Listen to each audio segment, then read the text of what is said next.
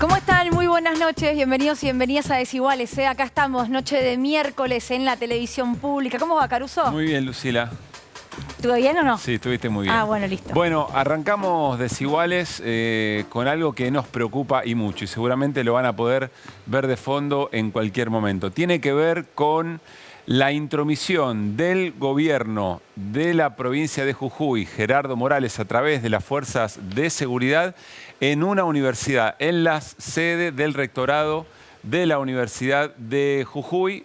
Las universidades son autónomas, son autárquicas, no se puede por constitución esto que ustedes están viendo en este instante, es decir, que se metan dentro de un espacio universitario la fuerza de seguridad. Esto está pasando, esto pasó hoy mismo en la provincia de Jujuy. ¿Por qué? Porque había una convocatoria dentro de la universidad. Tenemos el flyer para mostrar, de la convocatoria que había hoy. Para repudiar dos cosas. Primero, en principio, un pronunciamiento superior de la UNJU, la Universidad Nacional de Jujuy, contra la reforma inconstitucional que había propuesto y que llevó adelante el gobierno de Gerardo Morales. Pero también porque ayer había ocurrido otra cosa muy importante, que es una avanzada muy fuerte de Gerardo Morales respecto de la Universidad de Buenos Aires, que tiene un centro de investigación en Tilcara, también por supuesto en la provincia de Jujuy, alrededor de los territorios de las comunidades Pucará, sobre lo cual Morales hizo definiciones también muy graves. Para pasar en limpio, hoy ingresó la policía a la Universidad Nacional de Jujuy, en la capital de la provincia, porque sabían que se convocaba a esto, insistimos, se convocaba a esto, y como dice Pablo, ¿por qué se convocaba? Por lo que van a ver ahora, que es el siguiente video. Fíjate lo que fue el corte en Purmamarca, en Tilcara. Bailan gente que es de afuera. Los de la Universidad de Buenos Aires, que están a cargo de Tilcara, que hicimos trámites, sí, me acuerdo también con Liliana recuperarla Fernández. para Jujuy. Ok, yo ya le hice una presentación a la UBA. Si no me contestan, vamos a expropiar. Esos son los que incentivan los cortes. No todos. La mayoría de los empleados son los que incentivan el corte en Tilcara. Y sabemos quiénes son. Tenemos la identificación de... Ponían la camioneta de la universidad para llevar... Es tremendo. Todo eso están cometiendo delitos. Todos esos van a tener condena. Todos esos van a tener problemas. Me gusta porque cuando Morales usa la palabra expropiar, a algunos no se les levantan los pelos, ¿no? Sí. Como diciendo, bueno, ahí está bien, si no me responden lo que estoy viendo está bien. Lo que le quiero preguntar a Néstor es, ¿cómo se pasa de esto, que es buscar un enemigo, en este caso ahora las universidades o los docentes universitarios, a las detenciones hoy en la UNJU?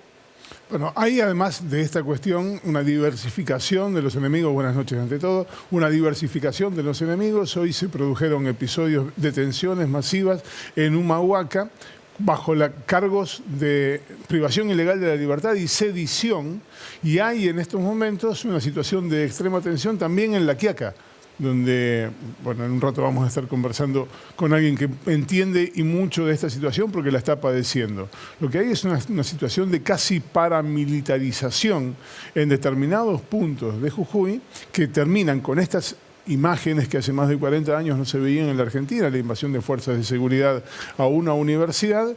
Hubo 22 órdenes de detención en Humahuaca y una situación de extrema tensión también en La Quiaca, es decir, extendido por distintos puntos el esquema que tiene, bueno, básicamente, por un lado, una protesta y por el otro lado, un esquema de represión. Néstor, te quiero preguntar qué significa la figura de sedición. Yo lo googleé. Lo voy a confesar para saber textual, dice, levantamiento de un grupo de personas contra un gobierno con el fin de derrocarlo. ¿Esta es la figura por la cual están yendo a detener personas? Es la figura por la que fueron, por ejemplo, imputados los Carapintadas en la Semana Santa de 1987. Los intentos de destituir al gobierno de Raúl Alfonsín y en la primera etapa también el de Carlos Menem estaban contemplados bajo el delito de sedición. Bueno, es eso, básicamente es eso. Un grupo de personas, en aquel caso con grado militar, en este caso civil, a los cuales se los acusa de haber complotado, de haber intentado, mediante la utilización de la fuerza a través de las armas, de destituir a un gobierno. Esto que estamos viendo aquí de fondo son detenciones en Humahuaca, las que estaba mencionando Néstor, con las órdenes de detención para más de 20 personas. Lo que queda claro respecto a lo que recién decía Morales es que cualquier persona que proteste respecto del tema de la reforma, respecto de la represión cuando hubo, además de las comunidades, manifestaciones de trabajadores y trabajadoras, son todas personas que están cometiendo un delito, el delito que recién se mencionaba. Ahora, en este caso, las universidades o quienes participan de la vida activa de las universidades. Pero entonces no se puede hacer nada. Bueno, este es el punto. ¿A qué se refería exactamente Morales? Bueno, Pucará, insisto, es un centro muy importante, unas ruinas muy importantes de comunidades originarias que están allí y que desde la década del 40 tiene un acuerdo con la Universidad de Buenos Aires. Insisto, década del 40, acuerdo con la Universidad de Buenos Aires.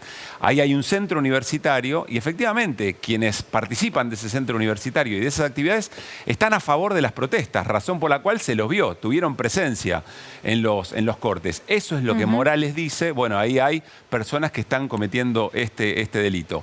A continuación de eso que vimos, lo que veíamos hoy, que insisto, esto está prohibido por la Constitución Nacional. Las universidades son autónomas, son autárquicas, salvo que haya un pedido expreso de las autoridades, las fuerzas de seguridad no pueden meterse dentro de una universidad. Así de grave es esta situación. Estamos esperando el comunicado de la FUBA, de la Federación Universitaria Argentina, que reproche efectivamente FUBA es la de esto. Buenos Aires, ¿no? Claro, no, es de toda la Argentina, la maneja Franja Morada. Franja Morada. La FUBA es la otra. Claro, esa es la FUBA. Yo entendí FUBA, perdón. La maneja la Franja Morada, que corresponde efectivamente al radicalismo al que pertenece Gerardo Morales, Jacobiti, Lustó, etcétera, etcétera. Bueno, Esta FUBA es de la UBA, perdón. aquí sí. Esto es la por eso estoy Federación diciendo, Universitaria de Buenos Aires. De Buenos Aires. Por eso digo, es de la Sí. Universidad de Buenos Aires. Esta en es este otra caso, historia. ¿no? Esta es otra historia. Por eso digo que también pueden llegar a decir algo, Sí, porque, pero no, pero porque tampoco. estuvieron diciendo que quiere expropiar una parte de la universidad, pero esto es de la FUBA. Por Sí, eso esto digo, es de la es FUBA. nivel Universidad de Buenos Aires. Estamos con Blas Gallardo, intendente de La Quiaca, aquí en el estudio de Desiguales. Por supuesto, con él vamos a hablar porque tuvo un intento de destitución. Así como escuchan, acaba de ocurrir en La Quiaca un intento de destitución. Blas es opositor en su partido político al gobierno de Morales, así que con él vamos a hablar de todo esto que estamos contándoles. Bueno, pero además pasaron otras, un día muy cargado de información. Se conoció una factura que tiene, por supuesto, hay alguien que emite esa factura y hay alguien que paga esa factura. Pero en este caso, la particularidad es que son las mismas personas, básicamente. Claro, consultoría AES Brainstorm se descubrió que tenía como dirección la casa de Patricia Bullrich. Ahora, ¿a quién le facturaba por una disertación en un seminario? A un instituto que también pertenecía a Patricia Bullrich. O sea, es como que Pablo Caruso ponga desde su casa su dirección y le facture a un lugar que preside Pablo Caruso, como es, en este caso, por Patricia Bullrich, el IES. Esta es la mejor Instituto de explicación. Estudios Estratégicos en Seguridad y Asociación Civil. Claro, lo hicimos en forma de meme para que sea un poco más sencillo de entender. Ya lo van a ver ustedes también en pantalla. Patricia Bullrich facturándole a Patricia Bullrich. Néstor, explícamelo ahora jurídicamente. No es el único caso. Hoy fue intervenido por el Ministerio de Justicia esta asociación civil que, según la Inspección General de Justicia, el organismo que encabeza el abogado Ricardo Nissen, es una pantalla para financiar por fuera de lo que es el circuito oficial y legal la campaña electoral de Patricia Bullrich. No es el único caso, te decía, porque, por ejemplo, se detectaron en el año 2022 pagos por parte del instituto, el IEES, pagos, por ejemplo, por 2.766.170 pesos a uno de los referentes más importantes que tenía en ese momento, luego caído en desgracia, Patricia Bullrich, al diputado Gerardo Milman. Es decir, Milman, siendo parte constitutiva de ese instituto, se facturaba y se cobraba a sí mismo. El mecanismo que sospecha la Inspección General de Justicia que se utiliza aquí es que reciben fondos por fuera del circuito para el cual están habilitados, es decir, financiamiento ilegal de una campaña política, lo reciben a través de una fundación, de una asociación civil, como forma de donaciones, y ese dinero que ingresa como forma de donaciones sale mediante una factura de pago y forma parte del dinero utilizado para financiar las campañas políticas. Así tal cual te lo estamos contando, es como está, como figura en el informe de la IGJ que pidió la intervención que se concretó hoy. Intervención por 180 días, pero que va a traer seguramente polémica, porque ya salió a defenderla su contrincante hoy a cielo abierto, que es Horacio Rodríguez Larreta. Vamos a compartir lo que escribió Larreta en Twitter. Es lo siguiente: las campañas sucias no tienen lugar en nuestra democracia. Utilizar el Estado para perseguir opositores es absolutamente inaceptable. Habla de una persecución. Todo mi apoyo a Pato Bullrich. El 10 de diciembre esto se termina. Claro, si efectivamente todo lo que acaba de contar Néstor no fuera cierto y no hubiera ningún lugar a sospecha de cómo se está vulnerando la ley de financiamiento de los partidos políticos a través de este mecanismo, alguien tendría que salir a dar una explicación respecto de este material, de la investigación que hace el IGJ y, por supuesto, de estas facturas que acabamos de compartir. Bueno, Bullrich dijo que era su trabajo, lo que hay en realidad es una explicación de Patricia Bullrich de que así se gana la vida. Claro. Dando, ella es doctora en ciencia política y que dando distintos seminarios y distintas clases, bueno, esta es la manera en que se gana efectivamente la vida. Lo que pasa es que muchos de los ingresos de este instituto coinciden con acciones de campaña, con acciones proselitistas, y esta es los elementos que tiene la IGJ para esta intervención. Vamos a estar más tarde con Eduardo Valdés, el diputado Eduardo Valdés viene aquí a Desiguales, y también viene Sabina Frederick. Es la presidenta de la Agencia Argentina de Cooperación Internacional y Asistencia Humanitaria, los Cascos Blancos. ¿Por qué? Porque lo que ella preside, el instituto o esa agrupación, es la que va a enviar la ayuda a Uruguay por el tema del agua potable. Así que con ella vamos a hablar. Mirá si tenemos programa hoy, en Desiguales. Sí, señor. Bueno, vamos primero, al living. No, antes el informe. Bueno. Tenemos un informe sobre lo que ocurrió no solamente hoy, sino en las últimas semanas en la provincia de Jujuy. El que no va a trabajar se le descuenta los días de huelga y el presentismo. Ese descuento ya se aplicó. Se tenía previsto el día de hoy docentes afiliados al gremio de ADEP, docentes de nivel inicial, docentes de nivel primario, están realizando en estos momentos el abrazo simbólico a Casa de Gobierno. Había muchísimo malestar por parte de los docentes, algunos sufrieron descuentos superiores a 100.000 pesos, 40.000, 30.000, bueno, dependiendo de los años de antigüedad. En mi caso, 106.000 pesos me descontaron por los días de paro, supuestamente son de 10 días de paro. ¿El tema de descuentos se va a devolver? ¿Es algo que están pidiendo los docentes? No, porque sería injusto para quienes han cumplido. Ayer estaba casi el 80% de lo que van a trabajar. No se le puede devolver ese 20% que sigue pensando que esto es política, ideología por encima de las necesidades de todos. Algunos sí han vuelto a clases porque esto afecta y además es una violencia económica que sigue ejerciendo el gobierno hacia nosotros, sigue siendo tema de amenazas.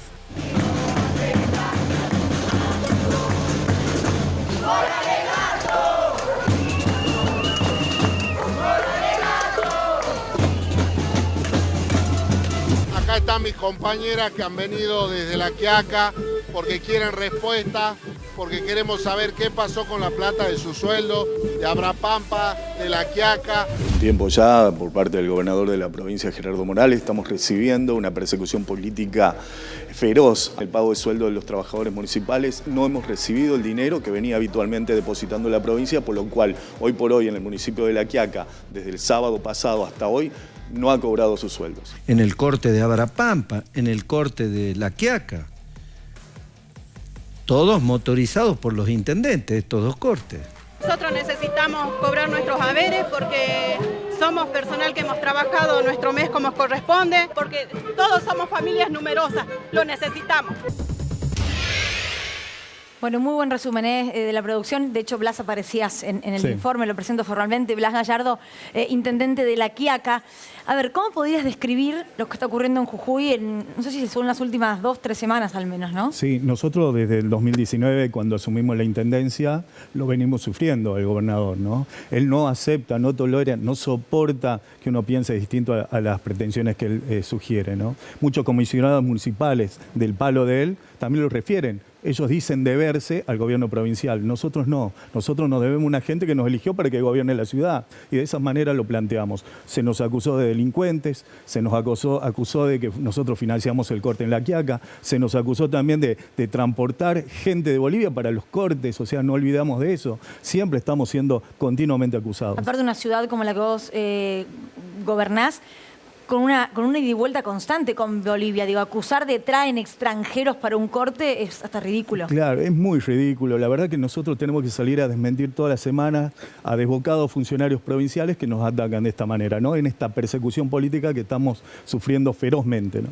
¿En qué momento está el reclamo de las comunidades? ¿Qué es lo que está pasando en este momento en la Ruta 9? Las comunidades originarias dentro de nuestra jurisdicción nosotros hemos estado atendiendo. ¿Por qué? Porque pertenece a nuestra jurisdicción municipal, tanto como con la Secretaría de Desarrollo Social, en acudir con alguna ayuda en mercadería y demás. Y a eso se refiere que nosotros instigamos, vamos a estar siempre de nuestra gente. Hoy por hoy el corte se mantiene, ya casi un mes van a cumplir las comunidades apostadas en Ruta 9 y que bueno, están dejando pasar la transitabilidad, habilitándola cada 4 horas en estos momentos. ¿Y que te quisieron destituir? ¿Qué pasó? Uy, no sabés, bueno. Terrible. Yo me ausenté, vengo ahora, estuve reunido ayer con el Instituto Nacional de Asuntos Indígenas presentando para resolver algunas carpetas de nuestras comunidades originarias. Estamos acá desde ayer a hoy, mañana ya me vuelvo a las horas de la madrugada y me entero hace unas horas atrás, que nos intentaron suspender en nuestras funciones, aprovechando de que también la presidenta del Consejo, que también es nuestro palo político, estuvo realizando las gestiones. Desde el sábado ningún empleado municipal en la ciudad de La Quiaca está cobrando sus saberes, ¿no? Eso es otra parte. Porque decidió no mandó una parte de la coparticipación para el pago de los sueldos el gobernador de la provincia y la otra parte no la mandó. Perdón, ¿y de qué manera quisieron suspenderte o destituirte? Sí, haciendo un poquito, viendo la ventana de una mayoría, obligando a los concejales nuestros a sesionar. Hay un concejal nuestro que hace 2 meses salió de terapia intensiva, hoy se descompuso y lo obligaban a estar, en no sé cuántas horas estuvo porque no lo dejaban salir, ¿no? Tomándolo de rehén aquellos concejales opositores a nuestra gestión. También hace unos días hubo un episodio bastante confuso en la propia intendencia con alguna quema de gomas durante la madrugada. Eso la verdad que es llamativo porque muchos vecinos se quejaron, incluso llamaron a la policía, medio que la policía provincial también hizo la vista gorda, no actuó, no pudo pesquisar también el momento. Es raro lo que sucede en esos... ¿Qué es lo que pasó, perdón? Sí, fue un intento de un foco de incendio ahí en las puertas del municipio, ¿no? En horas de la madrugada, tipo 5 o 6 de la mañana, eso lo vivimos, y a la tarde el actual intendente electo mandó a gente también con tarimas de madera a manifestarse ahí. Eso llama la atención porque el intendente electo es también del palo político del PJ, que es cuestionado en la provincia, ¿no? Que responde a Rivarola, y eso llama la atención. A nosotros nos jode mucho. Decir también que en las últimas elecciones que tuvimos no nos dejaron participar de una forma vergonzosa. ¿Por qué? Eliminaron la candidatura a nuestro candidato oficialista en las elecciones. No, de nosotros, de nuestro... ok. Pues Snopec tampoco lo habían dejado participar para gobernador, claro, Snopec, sí, para gobernador. Nosotros sacaron la hoja de la aceptación del cargo de nuestro candidato intendente oficialista, desapareciéndolo ahí dentro del Tribunal Electoral. ¿Pero cómo? No entiendo. ¿Desapareció una hoja? Desapareció la hoja, dejaron la hoja de los concejales. Los concejales sí participaron en la elección. Nuestro candidato intendente no. Blas, es una situación realmente muy compleja porque el reclamo de las comunidades y los distintos sectores que están protestando contra la reforma y contra la propia gestión de Morales plantean que la reforma se eche para atrás y además la renuncia de Gerardo Morales. Hizo un pedido muy de máxima que uno supone que Gerardo Morales no va a acceder, menos en medio de una campaña electoral. Entonces la pregunta es, conociendo efectivamente, como conocés la provincia, quiénes están involucrados, ¿cómo se soluciona, cómo se conduce, crees vos, en el próximo tiempo esta situación? Él manifiesta siempre el diálogo y no dialoga. Y debería convocar. Hay más de 400 comunidades originarias que no han prestado acuerdo, que no han sido convocados para el diálogo de una reforma constitucional que viola sus derechos, principalmente en las tierras. Nosotros lo hemos sufrido cuando una comunidad originaria nos donó tierras al municipio, intervino inmediatamente con la policía y el gobierno provincial diciendo que las tierras son de ellos. que son fiscales, que son de la provincia, cuando pertenecen realmente y milenariamente a una comunidad originaria. ¿Qué pasa con el resto de la sociedad jujeña, que quizá no participa activamente, digamos, de las protestas, está en la observación de la situación, se vuelcan más a favor, legitiman la protesta? Me refiero, por ejemplo, a todas las personas que trabajan con turismo, los medios de transporte.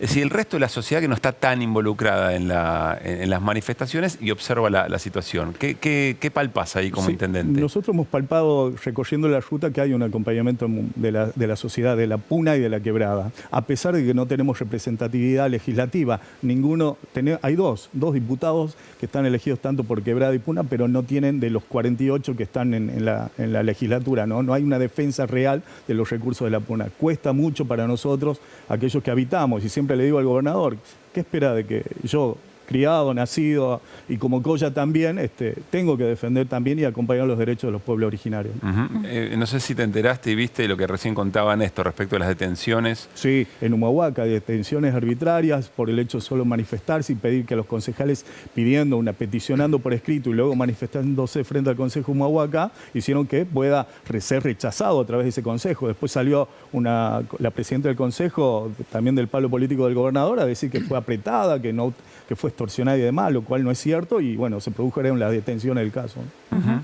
Ahora, volviendo a lo que decía Pablo, ¿cómo se sale de esta situación? Con mucho diálogo, me parece que el hecho también es de convocar a muchísima gente, hay gente de los gremios que están reclamando. ¿Cómo salimos ahora que no están cobrando los municipales de La Quiaca, ¿no? Los empleados municipales de La Quiaca? Pero tengo una pregunta con eso, porque vos lo que decís es que no me envían los fondos de la gobernación. Esto, perdón, me voy. Sí. ¿Ya ha ocurrido otras veces? No, es la primera vez. Hace más de 30 meses que estoy en el cargo de municipal, como intendente municipal, y es la primera vez que no me envía los fondos necesarios para pagar los sueldos de los empleados municipales. Esto es una represalia, lo tomamos todos de esa manera porque nos expresamos acompañando la lucha que tienen nuestras comunidades, nuestros gremios también y empleados municipales. Néstor. En un esquema democrático, el Poder Judicial tiene que laudar entre dos posturas en contra. Aquí hay dos posturas enfrentadas. La de la comunidad que está protestando contra la reforma y la del gobierno jujeño que sostiene la validez de la reforma. ¿Cuál es el rol del Poder Judicial en Jujuy? Hay un abuso de poder, hay una suma del poder que tiene el gobernador. Hoy por hoy la justicia... No, pregunté por el Poder Judicial, no por el gobernador. Sí, es afín a lo que pueda decidir. Hoy por hoy una directora de la Oficina Anticorrupción, o sea, yo en estas 3 semanas me ligué en estas 2 semanas me ligué 3 denuncias penales, hilando muy fino, inquisitorialmente. ¿Denuncias penales por qué? Por cualquier cosa. Por cualquiera, porque no le contesté en tiempo y forma, pero esa Oficina Anticorrupción no actúa cuando el gobernador hace uso del avión sanitario en la campaña, ¿no? Eso llama la atención. A mí insisto, la preocupación de cómo continúa el conflicto. Quizá nosotros lo vemos con una estructura del hacer político muy distinto a las comunidades que tienen sus tiempos, sus razones, su persistencia, etcétera, su constancia, etcétera.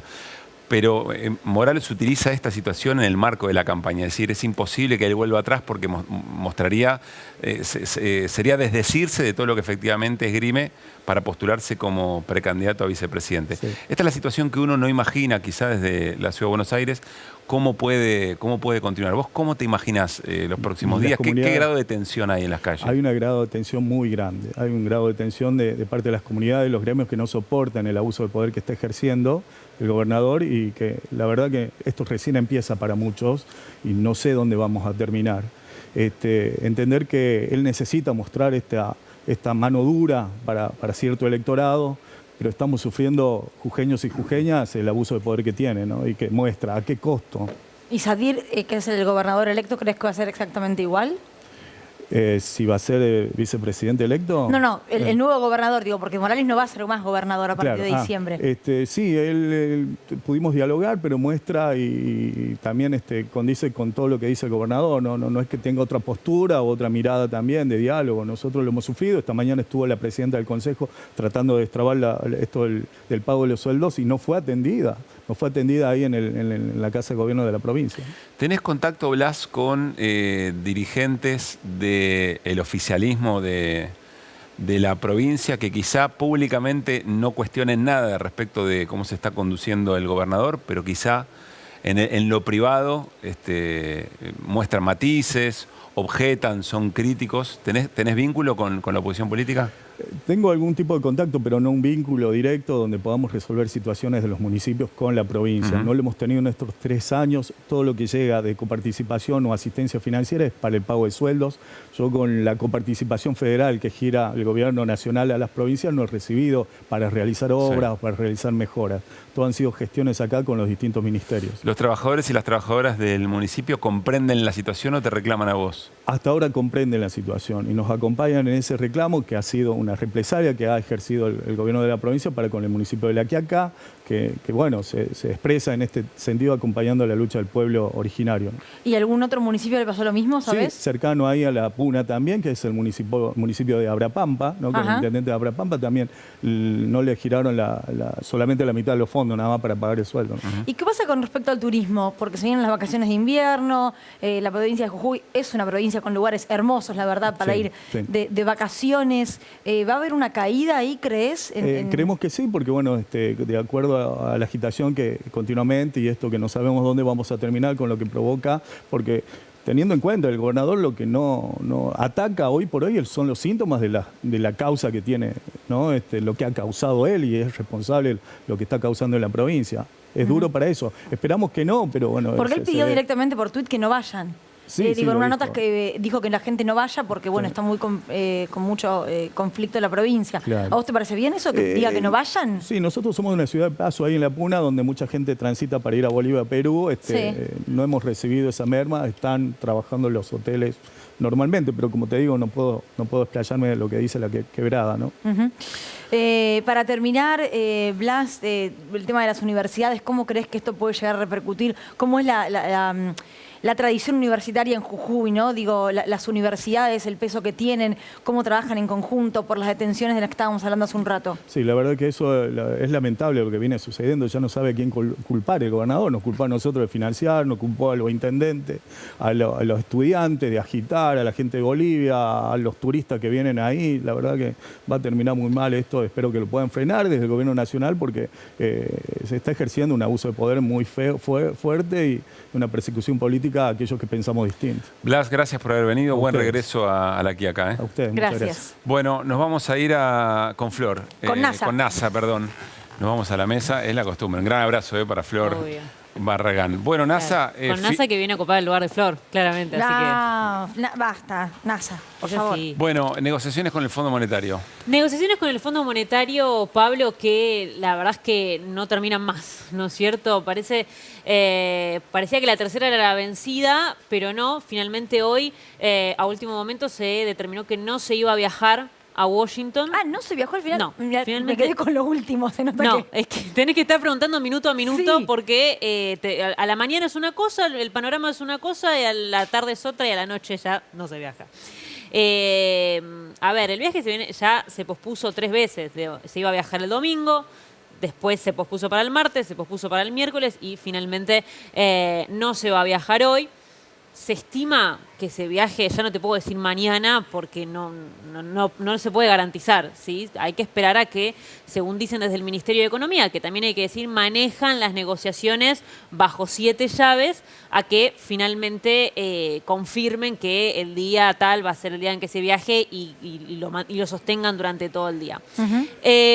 Bueno, como decía, a ver, las negociaciones vienen tensas porque el Fondo Monetario Internacional indefectiblemente está pidiendo una evaluación y un ajuste que la Argentina no quiere aceptar, ¿sí? Esto es porque el gobierno está en falta de reservas y al mismo tiempo viene incumpliendo en el segundo trimestre todas las metas, la de asistencia monetaria, acumulación de reservas y reducción del déficit, también obviamente influenciado esto por la sequía, y lo que dicen desde el Fondo Monetario Internacional es: entiendo perfectamente la situación que estás atravesando, vamos a reformular el acuerdo respecto de las metas a cumplir, se analiza, no te digo que se aceptó, se analiza la posibilidad de adelantar desembolsos, pero a cambio vos tenés que meter el torniquete en lo que es el programa. Y esa es la discusión. Y esa es la discusión que se está dando. Además, otro tema importante también es que en el caso de que eventualmente el fondo decida adelantar la cantidad de dólares que la Argentina está pidiendo, o tal vez menos,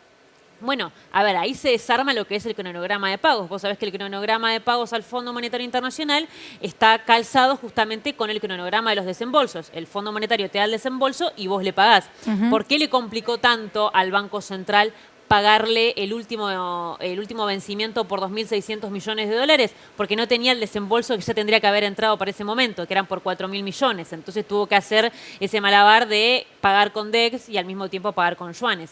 Veremos qué pasa ahora cuando a fines de julio venzan 2.700 millones de dólares y si sigue sin tener el dinero se va a complicar. Hoy, o en realidad en estos días, una remontada del dólar ilegal, ¿no? Del dólar blue. Y hay quien dice, bueno, en función de lo que se ve, lo que está en dificultad para el acuerdo con el fondo, más el tema de las reservas, bueno, pueden ser lugares desde donde algún sector del poder económico, quizá algún sector de la política, empieza a presionar sobre el momento económico de la Argentina, también el tipo de cambio específicamente. Sí, a ver, es un momento particular en donde tradicionalmente los tipos de cambio, ¿no?, empiezan a sufrir cierta volatilidad. Me refiero a que estamos a un mes de las elecciones PASO, digamos, con o sin acuerdo, igualmente solemos ver tensiones cambiarias, ¿no?, complicadas, y más con la incertidumbre que genera el acuerdo con el Fondo Monetario Internacional, que no se termina de cerrar. Es cierto igualmente que los tipos de cambio, yo hablaba con diversos analistas financieros, te dicen, si bien la nominalidad, el hecho de hablar del blue o del contado con liqui, el MEP por encima de los 500 pesos, el MEP todavía no, pero el contado con liqui y el blue sí, asusta, ¿no? Pero no dejan de estar atrasados respecto de la inflación, por lo cual pueden seguir subiendo y sería normal. Normal, entre muchas comillas, teniendo en cuenta que tenemos muchísimos Sí, pero está por detrás de la inflación. Pero y ese sigue es todo por un detrás dato. de la inflación. Ahora, vos mencionaste una palabra clave recién, que son las reservas, ¿no es cierto? Que el mercado está viendo que el acuerdo no llega y el acuerdo tiene que llegar justamente para darle cierta tranquilidad a las reservas, porque si el Banco Central tiene reservas, tiene los desembolsos en el Banco Central, justamente en el organismo, eso lleva cierta estabilidad, también entre muchas comillas, al mercado. Les quiero mostrar un gráfico muy interesante de la consultora LSG. Van a ver muchos números, no te preocupes. Lo único que yo les quiero mostrar de este gráfico básicamente es cómo la línea de reservas netas, que es la blanquita barra amarillito crudo, La blanca, va cayendo esa daltonicidad. va cayendo fuertemente. Más o menos blanco. Mientras que la meta original es la de azul, eso es lo que tendríamos que haber ido acumulando. Me encanta, ¿no es porque cierto?, es bien recto el fondo. según el Fondo Monetario Internacional. Y lo que es la línea punteada verde es lo que después se reformuló con el Fondo Monetario Internacional. Al principio había que llegar a la línea azul. No se llegó. Después, hace un par de meses nomás, principios de año, más o menos marzo, abril, se reformuló y el Fondo Monetario, a propósito de los efectos de la sequía en la Argentina, dijo, lleguen a la línea verde. Vamos a la línea verde. Bueno, fíjate dónde están las reservas netas. No alcanza ni al azul ni a la verde. Está en terreno negativo. Ahora, Lanza, hace unos días leí que China estaba como diciendo dentro del fondo, corregime si esto lo estoy explicando bien o no, si ustedes no empiezan a ayudar a Argentina o a entender lo que propone, yo tengo yuanes para poder apalar un poco la situación. ¿Esto fue así? Bueno, es una posibilidad, a ver, entre todas las que se están negociando. Yo consulté con China, con Estados Unidos, con el Ministerio de Economía, ninguno te lo termina de confirmar. Esto también hay que decirlo. Esta posibilidad, esta idea de que la parte china dentro del Fondo Monetario Internacional, el representante de China dentro del directorio del fondo, le mandó una carta al Fondo Monetario, obviamente hablándole en realidad a los Estados Unidos, diciendo, che, si finalmente no arreglan, mirá que yo puedo disponer financieramente de mi moneda para ayudar a Argentina. Para ayudar a pagar los vencimientos. Recién hablaba justamente con la Embajada de China y me decían, es cierto que la predisposición china a que la Argentina pueda desahogarse financieramente está, de hecho que se amplió el swap con China, se habilitó la intervención de yuanes en el mercado, la posibilidad, bueno, de importar y demás. El hecho de desahogar financieramente a la Argentina está, pero no me consta por ninguna de las partes que ese documento haya existido. Bien. Pero bueno, vuelvo a esta idea, ¿no es cierto? Lo que está mirando el mercado es que los dólares tienen que llegar justamente para dotar al Banco Central y que eso en algún punto garantice la estabilidad. Y pongo comillas porque estabilidad para quién es la pregunta, ¿no? Porque firmar qué tipo de condicionalidades va a traer. Por ahí algunas que satisfagan al mercado, seguro. Pero si tenemos que hablar otra vez de ajuste, de evaluación y de otras políticas que ya son dañinas para la Argentina, bueno, habrá que ver a qué punto medio logra llegar Sergio Massa para que más o menos pueda ordenar los otros sectores de la sociedad. Sí, además ¿cierto? en el marco de la propia campaña, ¿no? En el Cada marco de la acción de propia Sergio campaña. Massa también es la acción del posible futuro presidente de la Me Argentina. acordé, muy cortito, me acordé de una conversación que tuve con alguien muy cercano a Massa, pero muy cercano, primera semana de junio, segunda semana de junio, no se habían presentado las alianzas, ni siquiera las candidaturas. Estaba pensando en cuánto tiempo lleva la negociación y me dijo, olvídate, 20 de junio viajamos a Washington, 21 firmamos con el fondo, 22 de junio lanzamos Massa presidente. Yo dije, mira si Massa va a ser candidato.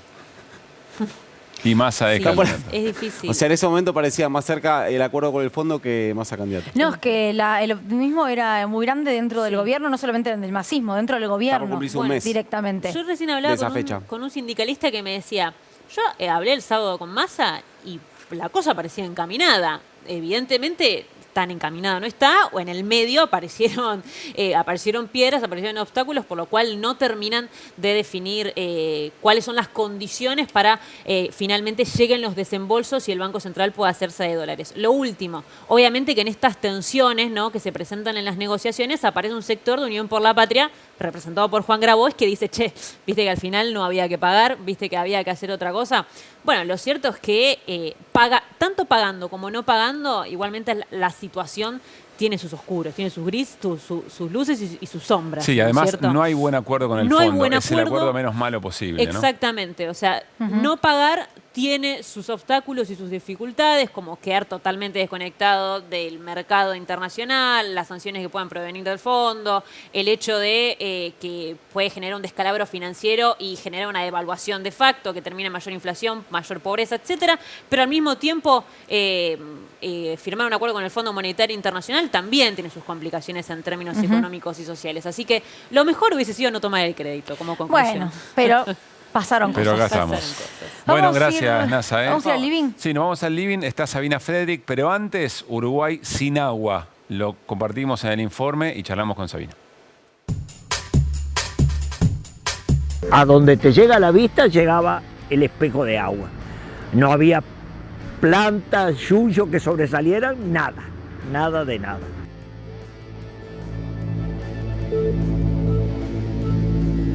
Lo que más podamos ayudar para que la gente pueda tener agua bebible, lo vamos a hacer. Casi un tercio de los afectados hoy la van a recibir gratis. La solución del Frente Amplio, del gobierno, todo el mundo, es que llueva. La principal causa de esto es el cambio climático y la sequía totalmente anómala, que es la misma que golpea la producción acá. Como sacan el agua de algunos reservorios que tienen en la plataforma continental, eso se está salinizando, está bajando el nivel y está teniendo mucho nivel de sal. Es horrible, no se puede tomar. Así que estamos comprando agua todo el mes, más o menos 2 o 3 bidones cada 15 días. Acá hay que planificar a largo plazo. La mayoría de los gobiernos no planifican a largo plazo porque además hay un bombardeo mediático permanente que hay que achicar el gasto. Se me van a enojar, nos dormimos todos. ¿Ah? Compartamos la responsabilidad. Ay, el bendito déficit fiscal. Estaba el proyecto pronto y estaba la financiación. Pero sí es saltar el déficit fiscal para arriba. Estamos convencidos que esta situación es producto de la sequía y del clima, pero también de decisiones políticas equivocadas.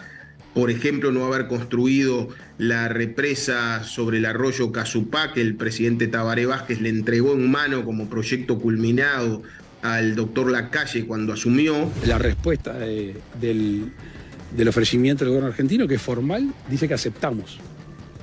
No sé de dónde sacaron que no acepté. Sin desmerecer la ayuda, porque en este momento no podemos hacer los crap, porque todo sirve. Entre lo que consume Montevideo y parte de la zona metropolitana por día, esta ayuda que, insisto, no la descartamos, la aceptamos y la tenemos por las dudas, es ínfimo.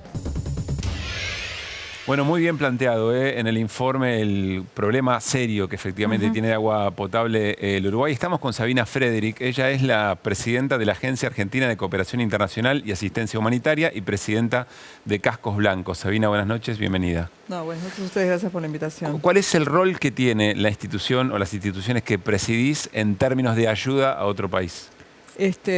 La Agencia de Cooperación y Asistencia Humanitaria Cascos Blancos, que incluye a la Comisión Cascos Blancos, es el área de la Cancillería que es el punto focal político de articulación con otros países en caso de respuesta a emergencias, ¿sí? Nosotros, a través de la agencia, que integra Cascos Blancos, la agencia, formamos parte de la reunión de altas autoridades del Mercosur en gestión integral del riesgo, ¿sí? En ese organismo, que es uno de los tantos grupos que tiene el Mercosur, está Uruguay, está Brasil, está Paraguay, está Argentina, y nosotros tenemos acuerdos de cómo actuar en caso de emergencias o de desastres. También en tener políticas de prevención. La Argentina tiene un sistema que se llama Sistema Nacional de Gestión Integral del Riesgo, sí, que está en cabeza de Jefatura de Gabinete, tiene una secretaría ejecutiva que está en cabeza de la Secretaría de Articulación Federal en el Ministerio de Seguridad. Hoy la secretaria ejecutiva es Silvia Larrufa. Ese Sistema Nacional de Gestión Integral del Riesgo, que se crea en el 2016, es el organismo que se encarga de coordinar al interior del país. Y nosotros, desde la agencia, lo que hacemos es articular hacia afuera del país. O sea, alguien coordina hacia adentro, vos hacia afuera. Hacia afuera. Ahora, hasta ahora yo leí un comunicado, me parece que había sido la carta del embajador argentino en Uruguay ofreciendo la ayuda. Ahí se hablaba de barcos, de una planta potabilizadora y demás. El circuito fue así.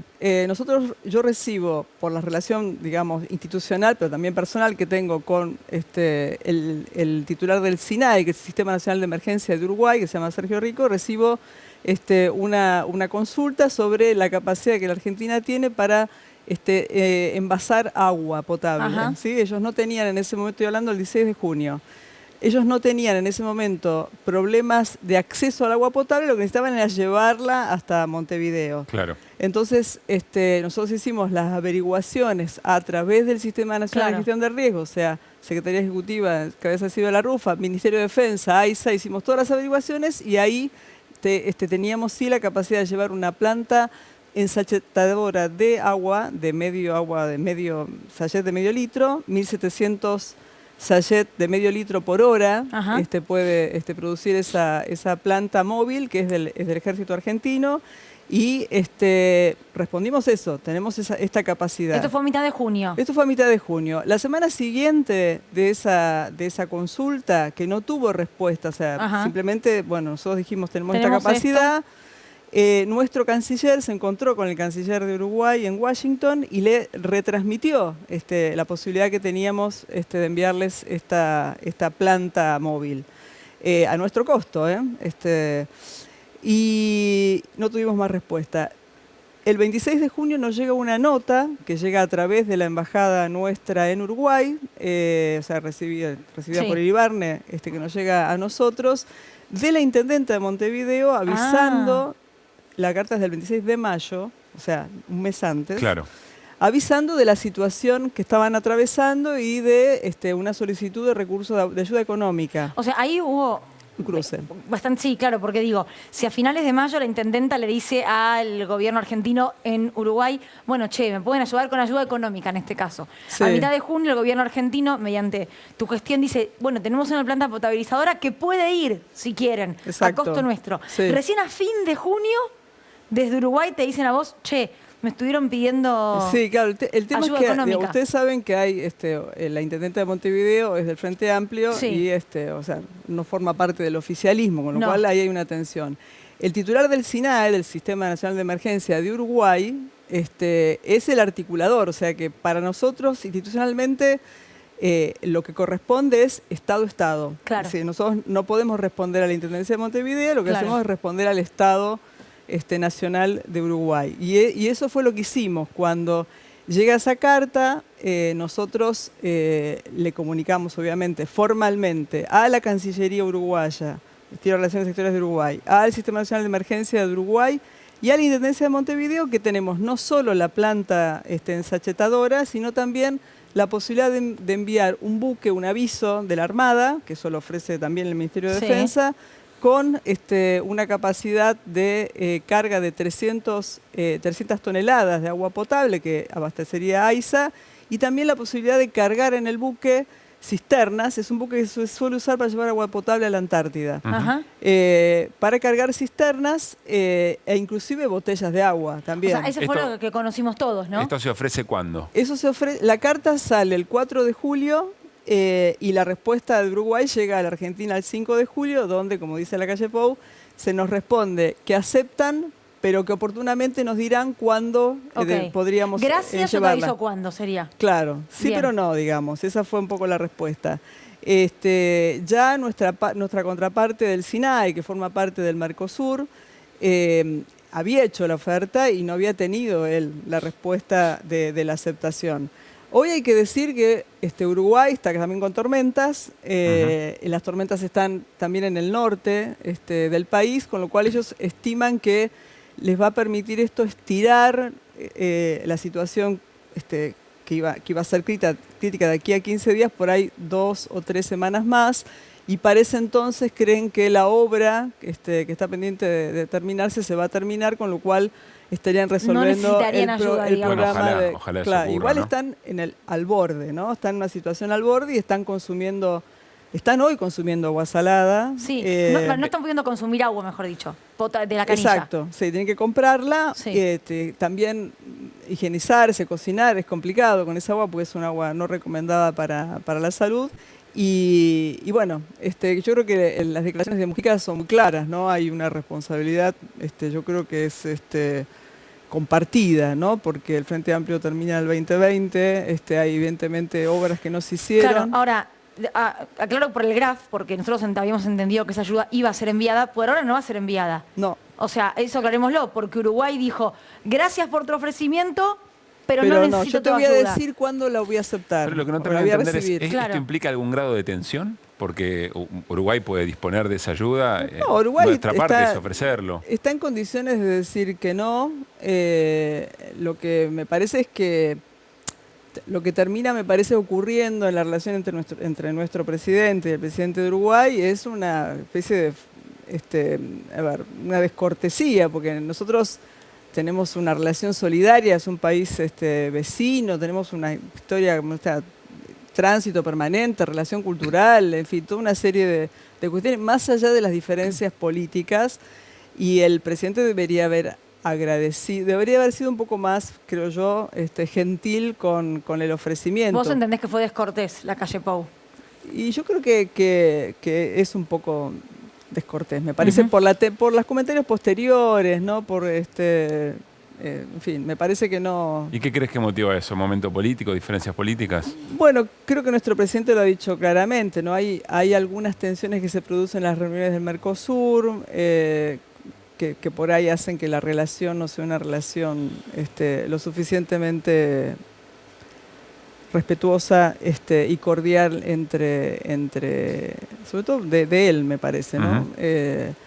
Pero hay que decir que más allá del presidente uruguayo, por debajo, inclusive funcionarios nacionales de Uruguay han hecho lo que tenían que hacer, han pedido a tiempo los recursos, nosotros hemos respondido también a tiempo y bueno, la verdad que lo lamentamos por el pueblo uruguayo porque tal vez alguna ayuda no íbamos a solucionar el problema claramente, pero era una forma de demostrar nuestro compromiso con lo que le pasa al pueblo uruguayo. Que en definitiva es eso, ¿no? La disponibilidad solidaria con el pueblo, pueblo del Uruguay. Exacto. Como nosotros esperamos también que el día que nos pase algo con nosotros, Uruguay pueda ayudarnos. Para entender bien, el desafío que ellos tienen es tratar de salinizar el agua.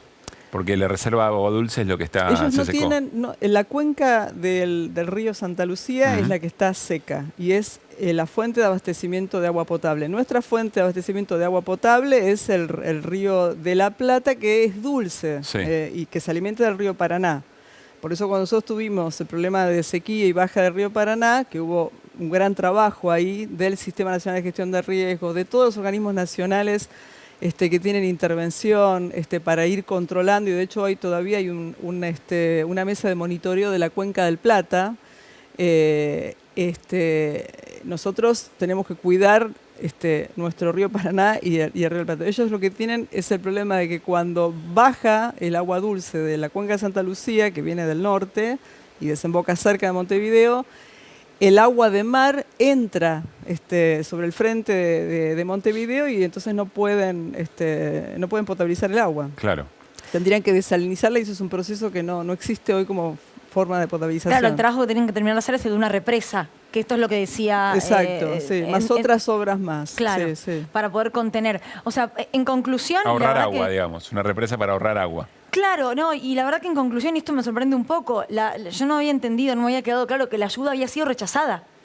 Sí, bueno, esa es una aceptación que dice que sí te acepto, pero te voy a decir cuándo la recibo. Che, ¿querés salir conmigo? Bueno, sí, hablemos dentro de 4 años. Bueno, te estoy diciendo que no. No sé si es comparable la situación. Es igual. Es extraño porque en general cuando alguien solicita ayuda siempre se evalúa, ¿no? Siempre se evalúa si efectivamente hace falta, pero me parece que esto tiene que ver más con cuestiones de orden de la relación entre el gobierno. Hay que decir que el presidente de la Calle Pou estuvo el fin de semana pasado en Mendoza viendo el partido de los All Blacks con los Pumas, con Cornejo. Entonces, frente a esta crisis hídrica, con lo cual me parece que hay un estilo y una forma de conducción del presidente, porque es Uruguay, son un país soberano, ellos eligieron ese presidente y bueno, esa es la actitud que tiene el presidente. O sea, no quiere recibir ayuda de la Argentina, ¿no? Claro, no quiso recibir ayuda de la Argentina, tal cual. Pienso eso también, nosotros no sabíamos de todo esto antes de incluso de que aparezca el tema de la ayuda y decíamos, che, ¿no tiene que la Argentina enviar agua a Uruguay? ¿No es lo que corresponde? Claro, por eso en un yo punto? rescato la respuesta solidaria inmediata en términos de ofrecimiento. Exacto. La respuesta solidaria inmediata y también vuelvo sobre el punto. Nosotros tenemos un grupo de trabajo del Mercosur que está abocado a resolver estos problemas y encontrar la forma de institucionalizar la relación entre nuestros países para responder ante situaciones de emergencia. Nosotros esperamos que sea de prevención en el futuro relativamente cercano, porque lo que hay que hacer es prevenir y no responder. Con lo cual están los mecanismos para hacerlo, y de hecho han ocurrido en el último año, cuando hubo incendios. Nosotros hemos recibido ayuda de Brasil, hemos recibido ayuda de Bolivia, que está fuera del Mercosur, hemos ofrecido ayuda a Chile y Chile la ha aceptado. Es decir, hay como una especie de acuerdo que somos parte de una geografía y que nos necesitamos mutuamente. Y ese es esa es la perspectiva con la cual nosotros trabajamos, y también trabajan nuestras contrapartes de Uruguay, hay que decirlo, ¿no? En este contexto, ¿tenés idea, a propósito de lo que decías, si otros países de la región, pienso especialmente en Brasil, ofrecieron a Uruguay la misma colaboración de Argentina y cuál fue la actitud de Uruguay? No tengo información de que Brasil haya ofrecido ayuda, tampoco de que Uruguay la haya solicitado, ¿no? La verdad que no sé. Y el resto de los países que evidentemente tienen una dificultad geográfica mayor a la que tienen la Argentina y Brasil. Mira, yo entiendo que no la aceptaron, no sé si se ofreció, que no la aceptaron porque si no hoy tendríamos información de algún trabajo de Brasil en territorio uruguayo. En el territorio uruguayo. ¿Y la no aceptación tiene que ver con una cuestión económica? ¿O solamente es una cuestión de orgullo nacional? Cuando es ayuda, el país que ofrece la ayuda se hace cargo de la logística y en todo caso, si tiene alguna necesidad de alojamiento, la solicita y el país puede decir sí, la tengo o no la tengo, pero siempre la ayuda corre a cuenta, digamos, de aquel que la ofrece. Y yo creo que esto tiene un poco que ver con el modo en que el gobierno actual de Uruguay se posiciona en relación con el Mercosur. Me parece que está asociado, porque Brasil hoy tiene un compromiso gigante con el Mercosur, la Argentina también, Paraguay dentro de su situación electoral, que bueno, le resulta un poco difícil también por ahí sumarse, por lo menos a la mesa en la que nosotros trabajamos, que es la gestión de riesgo, también, pero me parece que... Sabina, parece medio como infantil suponer que por una cuestión política el presidente uruguayo no se avenga a recibir una ayuda humanitaria teniendo a su población tomando agua salada, que me parece casi ingenuo. Sí, pero a nosotros nos pasó con Bolsonaro. En el verano del 2021, en enero del 2022, hubo lluvias muy fuertes, inundaciones muy, muy grandes en la zona de Salvador de Bahía, en Bahía, en el estado de Bahía. Nosotros, que también era gobernado por el PT, ¿no? En una situación parecida, nosotros ofrecimos ayuda, nuestro embajador Scioli allá, fue también sumamente abierto, generoso. Y bueno, hubo una situación con una nota que llegó finalmente una pavada, porque había gente inundada, había habido inclusive fallecidos, y la rechazaron porque por esta formalidad. Bueno, porque no quieren que haya un titular que diga Argentina ayudó a Brasil o Por eso, Argentina ayudó a Uruguay. Tiene que ver, parece infantil, pero hay cuestiones que finalmente se dirimen en esos aspectos que son más de índole personal que Sí, claro. de responsabilidad pública, porque acá, en el caso de Brasil, había gente inundada, sin casas, evacuada. En este caso hay gente que está que va a tener, corre riesgo su salud también, ¿no? Claro. Al tener que tomar agua que no es potable. Sabina, gracias por haber venido y aclarado sobre toda esta situación y ojalá que siga lloviendo, ¿no? En el Uruguay para que se solucione Sí, esta situación para y el en el pueblo norte uruguayo. argentino, porque le baja también. También. Gracias. No, gracias a ustedes. Bueno, nos vamos a ir un corte. Al regresar, entre otras cosas, estará con nosotros Eduardo Valdés porque se reactivaron las reuniones por juicio político a la Corte con grandes novedades. Está citado Robles, que es la mano derecha del titular de la Corte. Nos lo va a contar en el próximo, después del corte. Ya venimos.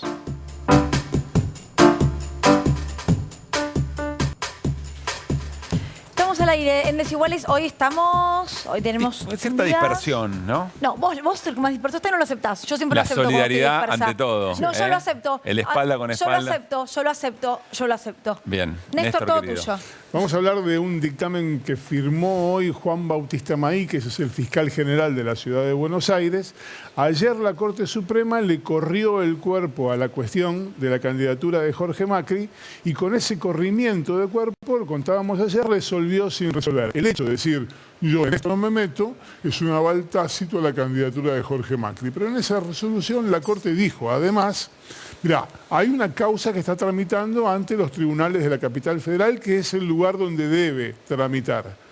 Bueno, hoy el fiscal general Maíquez le recomendó al Tribunal Superior de Justicia de la Ciudad de Buenos Aires, que es como si fuera la Corte Suprema, pero de la capital federal, esto que vas a ver ahora en pantalla. A ver. Dice concretamente que la candidatura, avala la candidatura de Jorge Macri y dice básicamente, ante la oposición, ante el cuestionamiento por parte de una precandidata a jefa de gobierno por la izquierda, dice, no se explica en el recurso qué razones le permiten inferir que alguien cuya residencia es inmediata y que esa condición de inmediata lo hace mejor de alguien que, por ejemplo, por un mínimo tiempo, unos meses, unas semanas o unos días, no habite en la ciudad.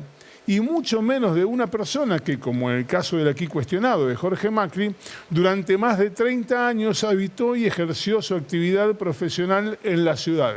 Lo que le está diciendo es, ¿por qué lo cuestionan? Porque los 5 años inmediatamente anteriores no estuvo aquí, si él estuvo 30 años viviendo, votando y ejerciendo su actividad en la ciudad de Buenos Aires. ¿Por qué sostienen que este hombre no conoce cuál es la problemática de la ciudad de Buenos Aires?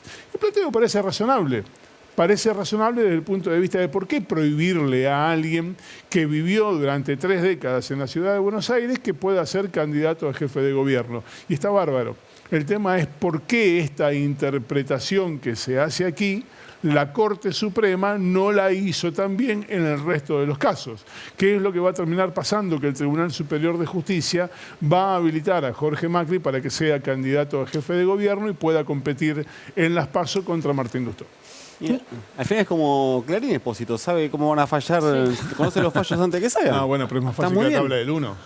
En este caso es más fácil que la tabla del 1. ¿Por qué estás diciendo que la Corte de la Ciudad es... previsible. ¿Falta pintarla de amarillo? Jamás habría dicho una cosa así ni volveré a repetirlo. Me dio una leve sensación.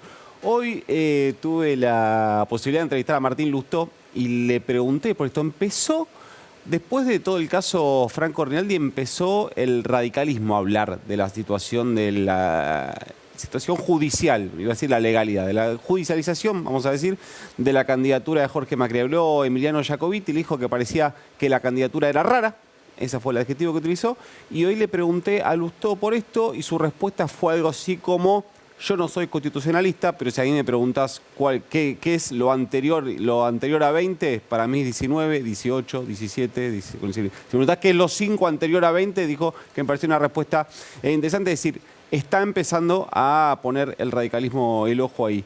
Pero quien me parece que tiene más problemas que Lustó, incluso con la candidatura de Jorge Macri, es paradójicamente quien debería defender la candidatura de Jorge Macri. Como es el referente del PRO. Que es el jefe de gobierno, Horacio Rodríguez Larreta, el jefe de gobierno porteño. Hoy le preguntaron a quién iba a votar y pasó el burrito Ortega contra Macalister de la Bombonera y dijo: muy buena la gambeta de Larreta, y esto también habló Lustó, mira. ¿A quién va a votar en la Ciudad de Buenos Aires? En la Ciudad de Buenos Aires estuve ayer con Jorge Macri, estuve el otro día con Martín Lustó. Perdón. Yo siempre lo he dicho, siempre voy a tener predilección por los candidatos del PRO. Pero predilección, ¿puede decir que va a votar a Jorge Macri? ¿Va a votar él? Siempre tengo predilección por los candidatos del PRO. ¿Vos a quién crees que va a votar? ¿A él o a vos? No sé, el cuarto oscuro es oscuro y cada uno el voto es secreto y cada uno es soberano y va y vota. O sea, no puede decir que va a votar a Jorge Macri, no lo puede decir. Te repito, he tenido mi predilección, falta un mes para la campaña, trabajo con Jorge Macri. Ayer recorrimos el Botánico. ¿Tu corazón qué te indica? Igual, no lo sé. Es notable cuando, fíjense, cuando Larreta dice perdón, es porque esa pregunta no estaba en el libreto. Esa pregunta se salió del esperado. Es espectacular porque además, en todo caso, yo qué sé, decilo después vos. Faltaba el Bambino Veira diciendo decilo, nene. Claro, es como... Hice campaña por el otro candidato, pero voté por usted. Pero dijo, evidentemente no es un capricho, payaso. No es un capricho, no es que hay un compromiso muy fuerte. No, está claro. Y te voy a decir una cosa más que pasa, una sutileza ultra periodística. Cada vez que Larreta hace una caminata por la ciudad, algún acto con Martín Lustó, es viralizado por el sistema de gacetillas oficiales del gobierno de la Ciudad de Buenos Aires. Con Jorge Macri se ve que la gacetilla de la foto no llega. No funciona. Bueno, esto se resuelve en varias cosas. ¿El voto de Larreta decís o la candidatura de Macri? Quiero decir que en esa interna se resuelven varias cosas, ¿no? El próximo domingo tenemos un enfrentamiento casi cara a cara entre Larreta y Bullrich en lo que va a ser la interna de Juntos por el Cambio de la provincia de Santa Fe. Es la lectura que vamos a hacer de la elección de Santa Fe, sí. Claro. O una de las, digamos, ¿no? Sí. Nosotros somos porteños, va a ser la. Y después todo lo que se juega Macri en la candidatura de Jorge Macri en la interna de la Ciudad de Buenos Aires. Sí, que está, por lo que me dicen a mí, mucho más pareja de lo que se preveía y que las personas que creían que la imagen de Martín Lustó, mucho más conocido, mucho tal vez más ameno para determinado votante no macrista, no la está teniendo fácil, ¿eh? ¿Puedo? No parece no una... No sabemos qué, pero sí puede. Preguntar, las preguntas incómodas a Horacio Rodríguez Larreta, ¿generan algún tipo de consecuencia? ¿Desde el punto de vista político? Desde el punto de vista que quieras.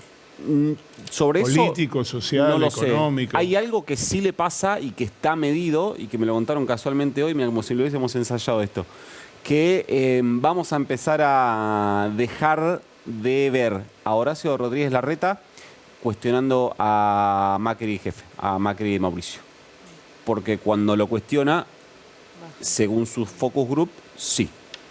Tiene un impacto. Pero referido a esto puntualmente, no lo sé. Pero cuando había separado, o mejor dicho, transformado en otro modelo de votación a jefe de gabinete, es decir, jefe de gobierno, uno va a votar en la Ciudad de Buenos Aires el mismo día, pero de dos modalidades distintas, no van pegados en la boleta. ¿Eso le había resultado positivo en sus encuestas? Eso de haberse despegado de su padre político. No lo recuerdo. Lo que pasa es que también las encuestas hay que ver, viste, como decía... No, bueno, Fernández, ¿no? Bueno, pero si a esta hora le dice que no lo haga, no lo va a hacer por la morcilla. Sí, pero que a todos nos gusta, pero nadie quiere saber cómo se hace, ¿no? Bueno, pero si ahora se las hacen de determinada manera, en su momento también se la deberían hacer de la misma, suponemos. Si se las hace el mismo. Sí. ¿No? Digo, si comes en el mismo restaurante. No, lo que vas a comer la misma lo que morcilla. suele pasar con determinados hechos políticos es que su impacto no es lineal. Te puedes subir en Por eso determinado digo. segmento y bajar el otro. Vos en todo lo que haces es una medición, un balance. Si, digamos, si te subió más de lo que bajaste, fue algo de impacto electoral positivo. Yo lo que sí tengo muy puntual respecto a Macri es que él tiene un impacto negativo, sobre todo para nosotros tenemos que pensar que acá hay un partido con 3 tiempos, es un partido de rugby, digamos. Claro. 2 tiempos y después se van a chupar algo, en este caso, como hacen en el rugby. Digo, tenemos la PASO, es la primera parada, donde Larreta y Bullrich tienen que confrontar muy internamente por su voto duro y después entre agosto y octubre ir a buscar otro voto distinto. Claro. Yo no sé si los spots de Bullrich post-agosto van a ser... Vamos a salir a la calle y a todas que las nos crucemos, narrativas, pero lo lamento. todas las narrativas van a cambiar, digamos. Pero ¿no? muy probablemente. Sí. La del Pero- oficialismo también. Sí, por eso. ¿Puedo hacer una pregunta cortita? Venga. Si hasta el momento a Horacio Rodríguez Larreta lo llevó a estar donde está por esta idea de, bueno, es un tipo frío, calculador, de centro, que no se va a ningún extremo, que usa la capacidad de razonamiento y demás. ¿Por qué? O sea, ¿era necesario que efectivamente empezara a correrse Mirá. a la derecha? Porque Bullrich se iba a caer más a la derecha. Hay algo que todas las personas que lo conocen coinciden, es que Horacio Rodríguez Larreta es muy metódico, recontra metódico. Todo lo hace después de tomar, de estudiar muchas situaciones, de escuchar a muchas personas. Y yo, como por las personas con las que yo hablo de su confianza, efectivamente es así. Si está haciendo esto, es porque metódicamente el escenario le indica qué es lo que tiene que hacer. Después hay que ver cuál es el resultado. Sí, claro. Hoy son muy pocas las encuestas que muestren que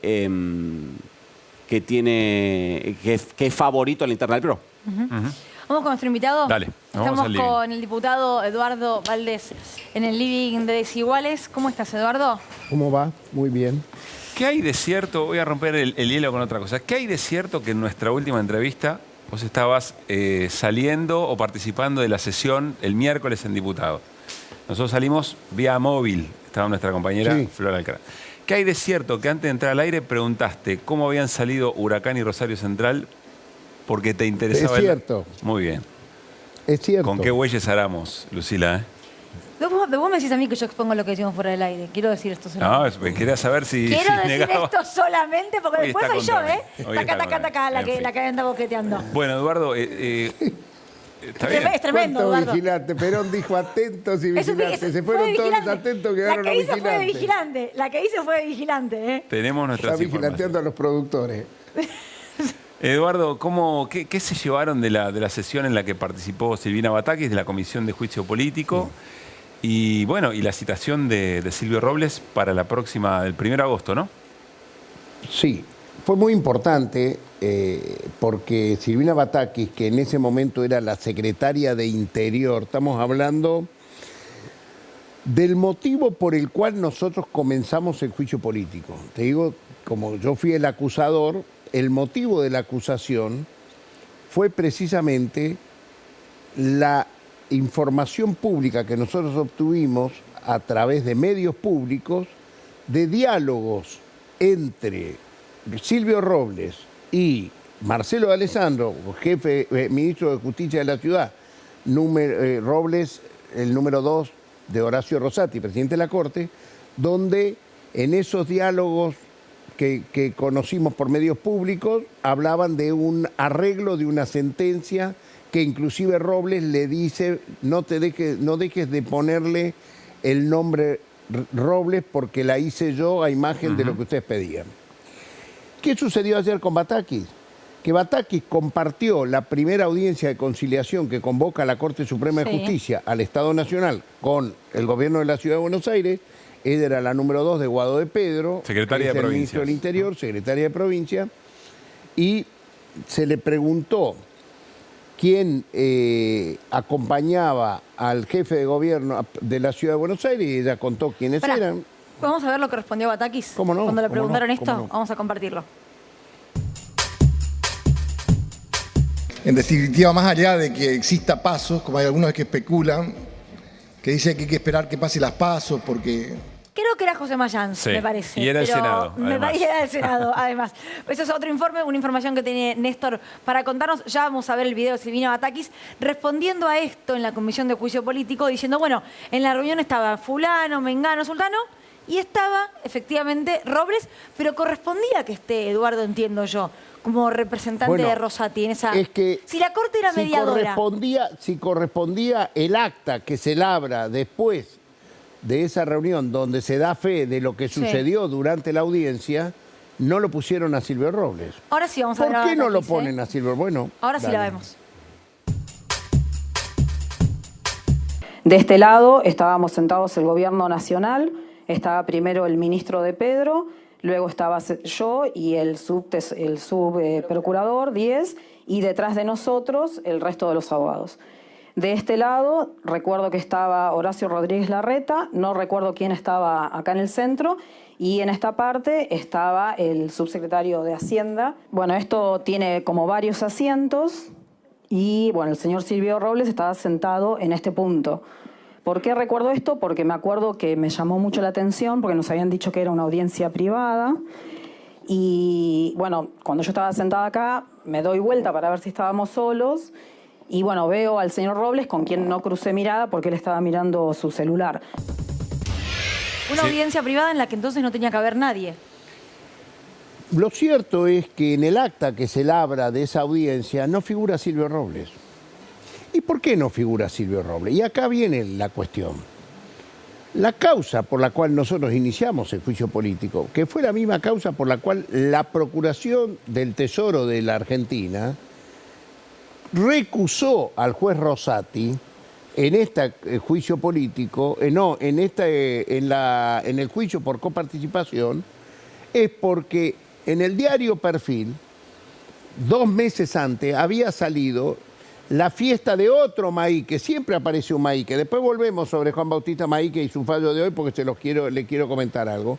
Este se llama Ignacio Maíquez, hermano de Juan Bautista, que cumplía años en un hotel muy importante de la ciudad de Buenos Aires, y el diario Perfil, 2 meses antes de esto, cuenta que llegaron juntos Silvio Robles con Marcelo D'Alessandro, es decir, el hombre de Rosati, con el ministro de Justicia y Seguridad de Rodríguez Larreta, porque eran íntimos amigos. Eso lo dice el diario Perfil sin saber que 2 meses después iba a venir este juicio de coparticipación. Entonces, la Procuración del Tesoro recusó a Rosati por Robles precisamente y la relación que tenía con el ministro de Justicia de la ciudad de Buenos Aires. Robles, mano derecha de Rosati. Exactamente. Y amigo Y de Robles de es el muchos que años, aparece de verdad. después en los diálogos diciendo que él hizo la sentencia de la ciudad y que le pongan su nombre. ¿Robles va a ir a la Comisión de Juicio Político? Entonces, perdón, a raíz de eso lo hemos citado a Robles y a D'Alessandro. Bueno, a ver, ha venido el secretario general de la Corte Suprema de Justicia, han venido secretarios letrados de la Corte, ha venido todo el mundo que ha citado la Comisión de Juicio Político. ¿Por qué no va a venir Robles?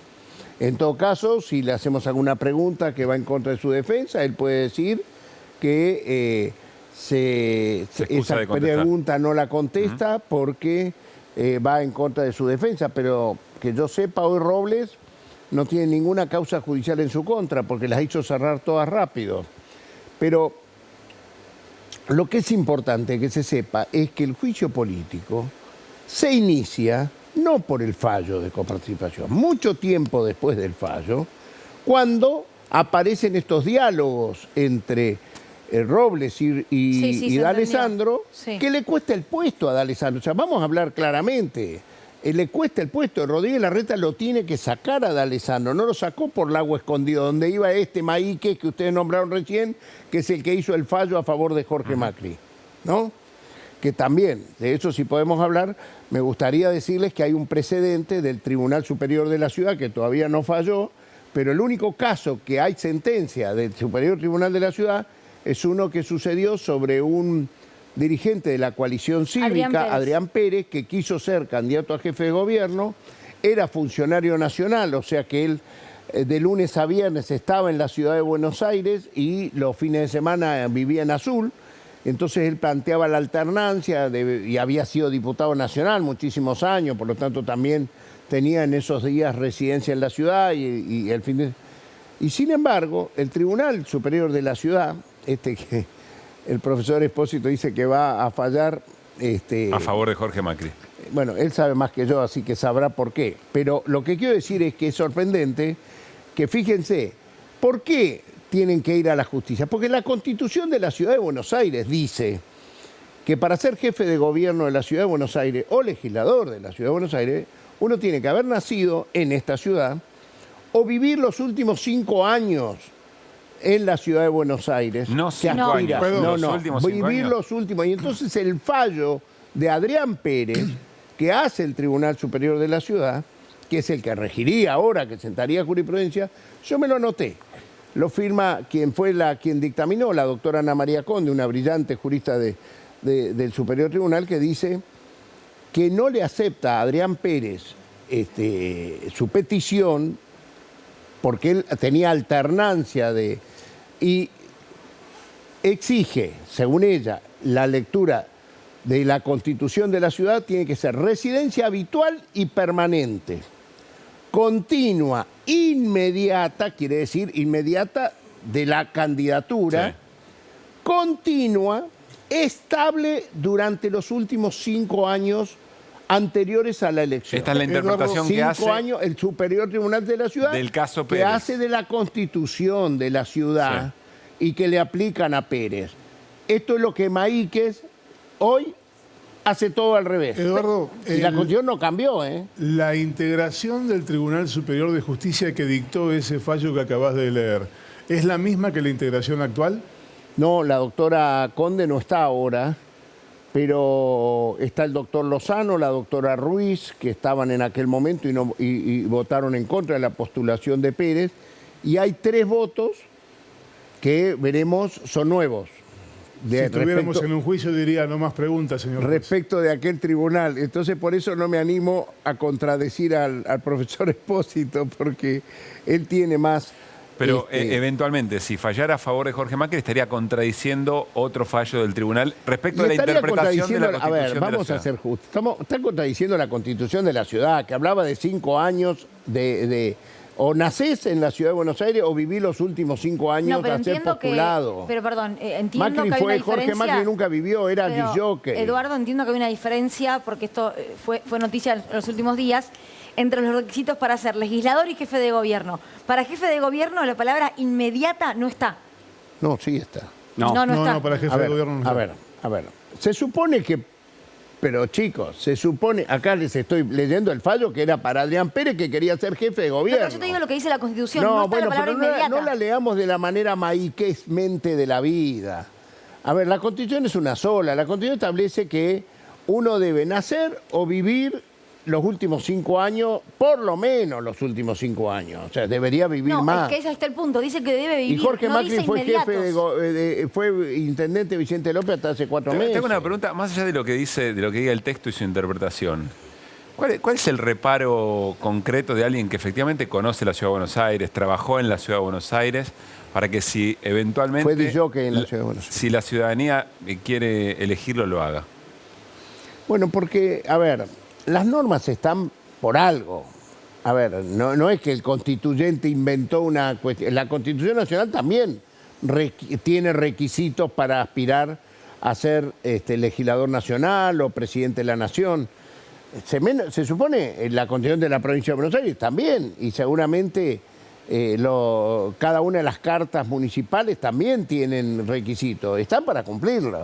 O sea, no es que yo puedo ir a Neuquén, por más que me críe en Neuquén, aspirar a ser gobernador de Neuquén. Pero acá parece haber una cuestión de interpretación. No, pero es que no es una cuestión de interpretación. ¿Sabes también qué es esto? Pero también es una cuestión de interpretación. ¿Viste cuando nosotros hablamos del partido judicial? Esto es partido judicial, ¿ves? Esto es partido judicial. Esto es Maíquez, que es de Macri, que es el que estuvo en Lago Escondido, que es el mismo. Maíquez a favor de Macri. O sea, no es así. La procuración esta es una procuración militante de el mismo señor que proponía hacer una cantidad de cosas para que no se entere nadie que ellos habían estado donde estaban. Ahora, déjame plantearte políticamente esto. Había dos Maíques ahí. Sí. Era el padre que me quería boxear a mí y a Taileade, y a Carlos Pañi, que hablaba peste de Carlos Pañi, el padre, Carlos Maíque, y Juan Bautista, era el otro que junto con el doctor Ercolini, el juez, decían qué cosas había que hacer para que no nos enteremos, ni ustedes ni yo, que ellos habían estado donde estuvieron. Todas cosas ilegales. Seguime el razonamiento. Recién acabas de decir, si yo voy a Neuquén y quiero postularme para candidato a gobernador de Neuquén, bueno, si vos vas a Neuquén y la ciudadanía de Neuquén te vota, el problema no sos vos, el problema es quien te vota, siendo vos un foráneo y un desconocido.